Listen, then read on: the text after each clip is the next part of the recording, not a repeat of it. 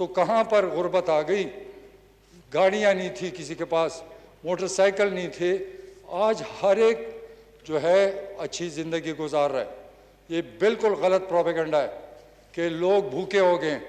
मेरे सूबे में आओ, मैं आपको फिराता हूँ, मुझे कच्चा मकान दिखा दो तो मैं कहूँगा कि ये मुल्क पीछे जा रहा है। ये अजीब फिनोमेना शुरू किया हुआ है कि महंगाई महंगाई गुर्बत।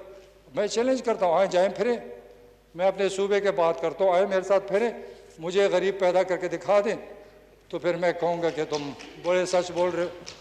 ये अपोजिशन का ये ड्रामा है और ये ड्रामा नहीं चलेगा।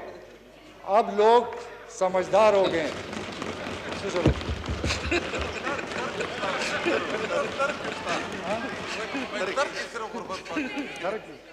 आवाम की ज़िंदगी या स्टैंडर्ड ऑफ लिविंग वो नीचे जाए और मुल्क में महंगाई आए तो वो तबाही है।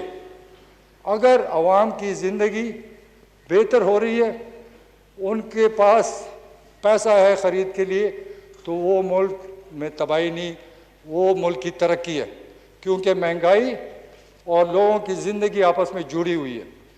दुनिया में आज देखो, अमेरिका में कौन सा चीज़ सस्ता हुआ, यूरोप में कौन सा चीज़ सस्ता हुआ।